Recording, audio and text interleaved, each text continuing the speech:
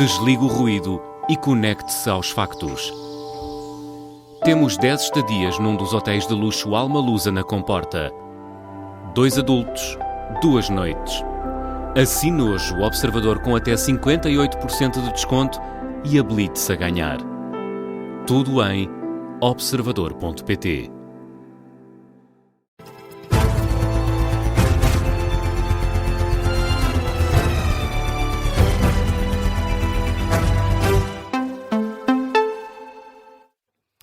Notícias das 10 na Rádio Observador, com a edição da Laura Figueiredo. E, Laura, Donald Trump planeia castigar os países da NATO que se recusaram a colaborar com os Estados Unidos na guerra do Irão.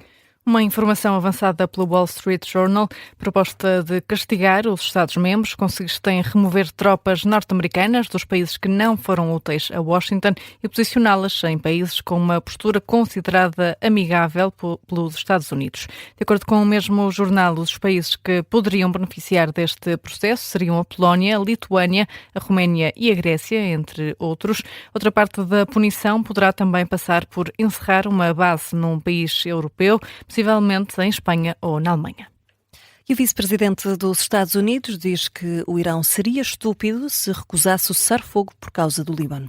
J.D. Vance alega que os Estados Unidos têm todas as cartas e que agora os iranianos têm de dar o próximo passo ou Donald Trump está pronto para recomeçar a guerra. A questão do Líbano é precisamente um dos 3 pontos do cessar-fogo que o Irão acusa os Estados Unidos de violarem. Para Teherão, o cessar-fogo deveria incluir o Líbano. Por isso mesmo, o Irão considera que, neste momento, negociações seriam insensatas. É um travão nas expectativas, depois da Casa Branca ter anunciado negociações com o Irão no próximo sábado, em Islamabad, no Paquistão. De acordo com os Estados Unidos, em representação de Washington, vão estar o vice-presidente J.D. Vance e os enviados especiais para o Médio Oriente, Jared Kushner e Steve Witkoff, mas, para já, o Irão não confirma este encontro. E antes das denúncias por parte do Irão, a porta-voz da Casa Branca tinha feito acusações ao país. Caroline Leavitt acusa os iranianos de darem informações falsas sobre o plano que levou ao acordo de cessar-fogo. Já vi muitas notícias imprecisas na comunicação social sobre essas negociações e esses planos, por isso deixem-me ser clara e corrigir o que foi dito. Os iranianos apresentaram inicialmente um plano de 10 pontos, que era, no fundo, pouco sério, e foi completamente rejeitado pelo presidente Donald Trump e pela equipa de negociação. Muitos meios de comunicação presentes nesta sala noticiaram falsamente que esse plano era aceitável para os Estados Unidos. E isso é falso. O regime reconheceu a realidade perante a equipa de negociação. Apresentaram um plano mais razoável, totalmente diferente e condensado ao presidente e à sua equipa. Porta-voz da Casa Branca, que garante que Donald Trump tem boas perspectivas sobre o Estreito de Hormuz. E, entretanto, o Irão pode vir a reabrir precisamente o Estreito de Hormuz, mas apenas a 12 navios por dia. É uma informação do Wall Street Journal. De acordo com esta fonte, o Irão disse aos mediadores do conflito que vai apenas permitir a passagem de 12 navios pelo Estreito de Hormuz durante as 2 semanas do cessar-fogo. Para além disto, vai exigir o pagamento de uma portagem que deve ser feito através de criptomoedas ou yuanes chineses. Antes de os navios transitarem pelo Estreito, a tripulação terá também de se coordenar com a Guarda Revolucionária do Irão. E Luís Montenegro subscreveu hoje uma declaração conjunta de vários países da União Europeia e também o Canadá a pedir o fim rápido da guerra no Irão. O primeiro-ministro saúda o início de uma nova fase diplomática, espera que a paz chegue em breve e com ela a estabilidade. Para além de Portugal, subscrevem esta declaração outros países europeus: França, Alemanha, Reino Unido, Espanha, Itália, Dinamarca, Países Baixos e também os presidentes do Conselho Europeu e da Comissão Europeia. E, Laura, o Parlamento aprovou a redução da taxa mínima do ISP, o Imposto sobre os Combustíveis, até ao final de junho. O Governo levou à Assembleia da República uma proposta para reduzir esse limite mínimo do ISP para tentar controlar o aumento do preço dos combustíveis.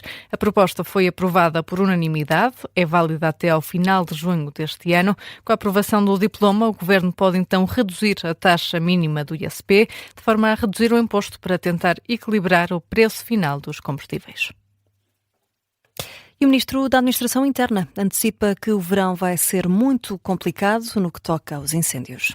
Em declarações aos jornalistas, depois da apresentação do Comando Integrado de Prevenção e Operações, Luís Neves deixou um apelo aos portugueses. Aos nossos concidadãos e a vós me dirijo, o verão vai ser muito complicado, por razões já sebejamente conhecidas. E por isso pedimos a todos vós que façam a vossa parte, que limpem, que ajudem a identificar, se não houver meios, nós teremos esses meios. Ajudem a identificar as áreas problemáticas, porque vós, cidadãos, conhecem o terreno melhor do que ninguém. Que o tempo de verão vai ser muito complicado. Aqui um pedido deixado por Luís Neves, o Ministro da Administração Interna. O Governo pretende reduzir o risco de incêndios rurais no território nacional, especialmente depois das consequências das tempestades que deixaram muitas árvores caídas, terrenos por limpar, estradas destruídas e combustível no chão, que pode ser um risco. E falamos agora dos apoios para a reconstrução de casas danificadas pelo mau tempo. Laura, são 34.000 as candidaturas das famílias afetadas. Só em Leiria são 10.000, é o concelho com mais pedidos. O balanço é feito pelo coordenador da estrutura de missão, Paulo Fernandes, depois de o prazo ter terminado ontem. O ministro da Economia, Manuel Castro Almeida, garantiu hoje que até ao fim de junho todas as casas vão ter a avaliação de prejuízos feita. Ora, Paulo Fernandes, que lidera a estrutura de missão, diz que à velocidade a que as candidaturas estão a ser despachadas, 3.000 por semana, o prazo é execuível. Foram cerca de 34.000, 33.900 e qualquer coisa. Pode haver condições para, se continuarmos nesse ritmo, se este ritmo de velocidade dita de cruzeiro continuar, de facto estarmos a 30 de junho com as candidaturas resolvidas ou aquelas que merecem o pagamento estarem pagas, mesmo que possa haver ainda uma ou outra situação relativamente a indeferimentos que ainda possa estar a ser discutida com os carentes. Paulo Fernandes, o coordenador da estrutura de missão num registro da agência Lusa. Vamos ao desporto. Na Liga Europa, o Braga empata uma bola frente ao Betis de Sevilha e deixa tudo em aberto para o jogo da próxima semana. A equipa bracarense ainda marcou primeiro com um gol de Florian Grealish ao minuto 5. Já no segundo tempo, Cucho Hernández restabeleceu a igualdade no marcador através de um pontapé de penalti. No final da partida, o treinador do Braga admitiu que faltou alguma energia à equipa no fim do jogo. Mesmo assim, gostou da forma como os jogadores estiveram em campo. A equipa esteve bem no geral, fez uma grande partida e esforçou-se.